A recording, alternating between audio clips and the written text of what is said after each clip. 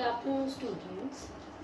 Now we are continuing with our question answers of chapter 3 drainage in geography, and we had already completed the sixth questions answers. Now this is the seventh question. State some economic benefits of rivers and lakes. Means here what we write in the answer, we are writing in the answer in the advantages, especially economical advantages of river and lakes. So first of all, about river. River is very beneficial for agricultural purpose. Means river gives water for irrigation and other agricultural works. So that's why this is important for that. And generating hydroelectricity. Most of the big rivers have dams, and dams are providing hydroelectricity. It was generating hydroelectricity. It provides fisheries. Means when we stop water at the river's side, and it provides water for fisheries, inland channels for transport. Means the cheapest mode of inland waterways, and these helps to most in transports. That's why these rivers are important, especially economical benefits. Now move towards lakes. Lakes like the Sambar Lake provide edible salt. Means Sambar Lake gives this is the saltwater lake, that's why it gives the salt. So salt industries are there. They also to develop tourism and provide recreations. Means these are the forming the scenic features and beautiful scenes by nature, and it provides tourism and recreation. So that's all about this answer. Let's move to the question number 8.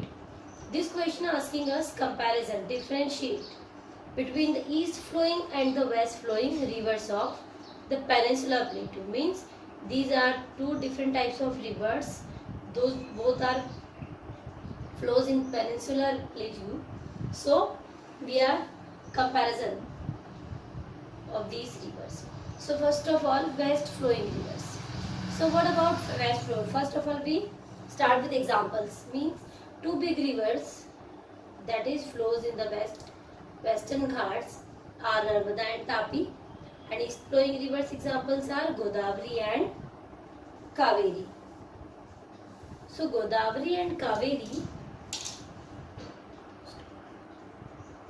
So the example of these flowing rivers are Godavari and Kaveri. So next move to the next point, comparison.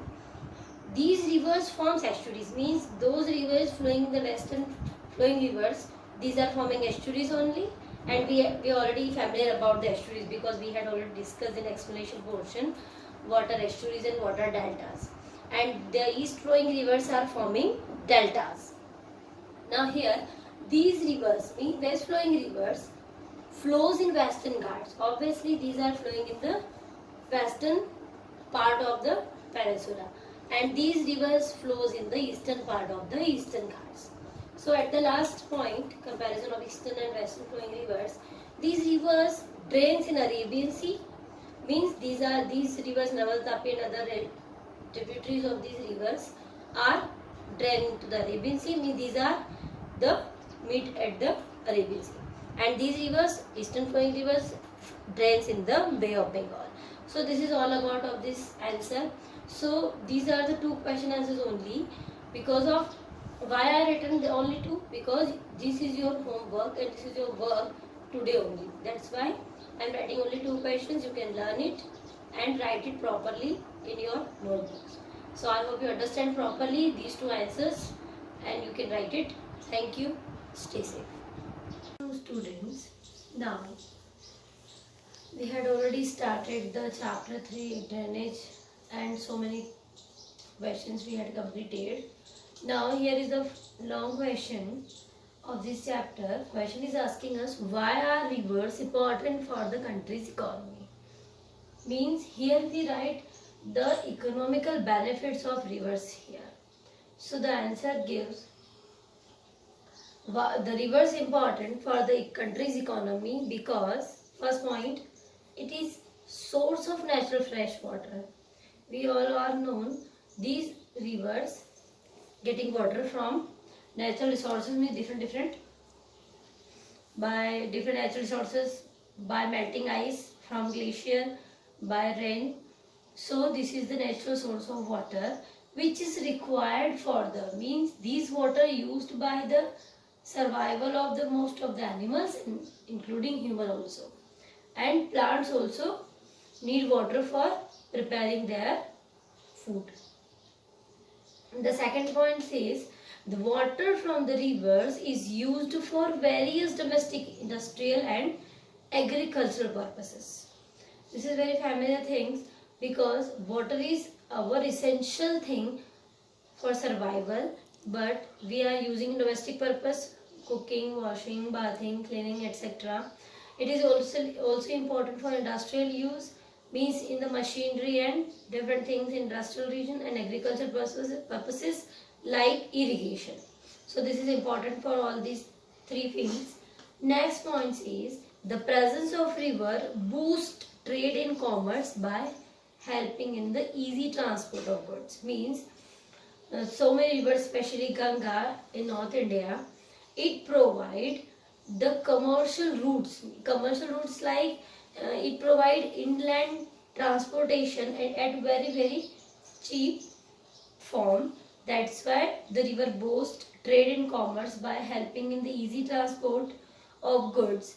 They are also a potential source of energy because of only potential source of energy कैसे? Because it gives hydroelectricity, means it is useful for the forming energy by water. Next point says the water from rivers is used for running hydroelectricity dams. Means this water is stopped and it prevents flood also, and this stopped water used for running hydroelectricity. So this water is also using by farmers for irrigation, and this water generating electricity also.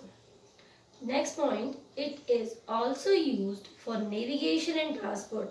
I have already explained you in this how navigation means it provide transportation, thus important for commercial or other activities. Means this is important for navigation and cheapest source also. So it also provide fishing and great scenic and recreation value. That's why thus serve as good tourist spots. It create nature beauty. People are coming to see the different activity or work of dams. So, and these dams are also providing the fishing industry.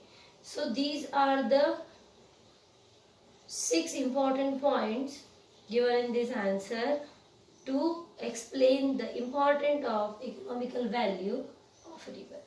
So I hope you understand. This is very important question for your exams. So this is the long answer. You can write it, learn it and understand what these answers says to you. So stay safe. Thank you. So we had completed so many questions of this chapter, drainage in geography. So this is the question number 9. Here the question is asking us name 4 east flowing peninsular rivers of India and write about any 2 of them. Means first of all, so this question is divided into 2 parts. First part asking us write the 4 east flowing peninsular rivers, and the other part is we are writing something about the rivers. So first, the 4 east flowing rivers are Mahanadi, Godavari, Krishna and Kaveri. These are the 4 largest east flowing rivers of peninsular India. Now the second part asking us write about them. So first this is the largest river Godavari, and the first point about this, the Godavari is the largest peninsular river. We are writing the same thing in this first point. Its drainage basin is the largest among the peninsular rivers. The basin covers parts of Maharashtra, Madhya Pradesh, Odisha and Andhra Pradesh.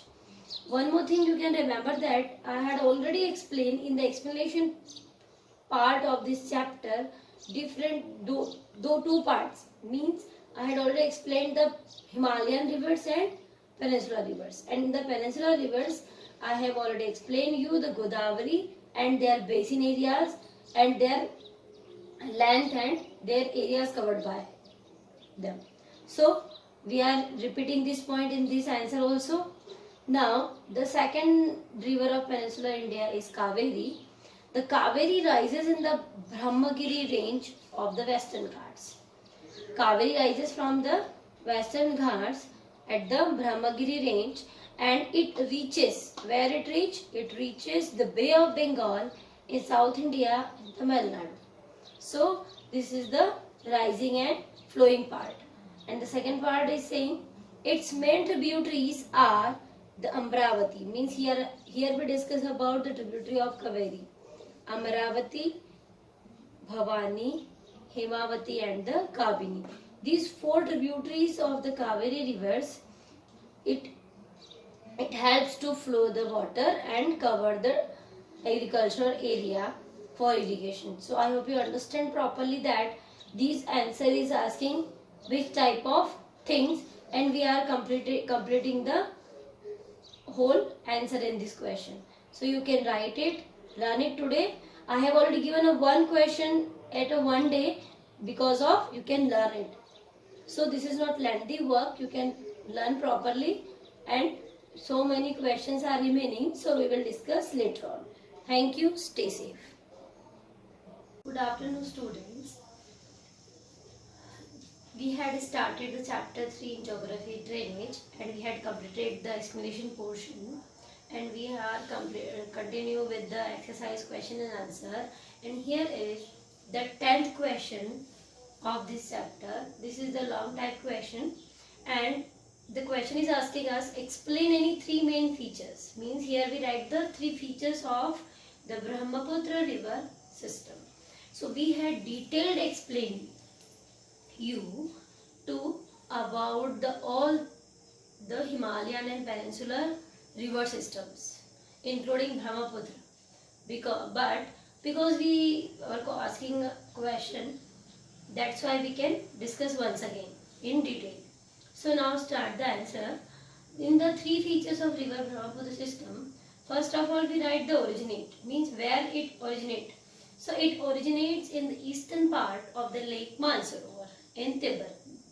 So it is very clear, it is not originate from India, it is in Tibet from China, with the name of Tsangpo. Means when this river originates from the Mansarovar lake, the name of this river is Tsangpo.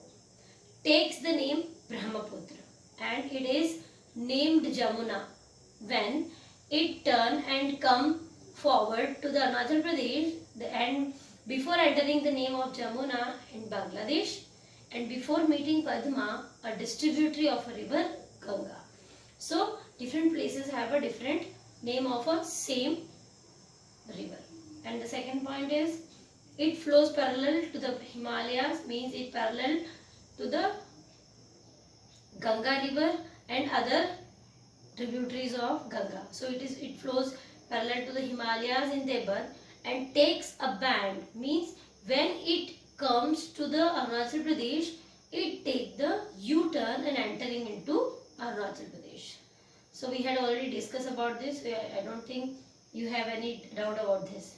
The third point asking us, it forms very deep and steep gorges.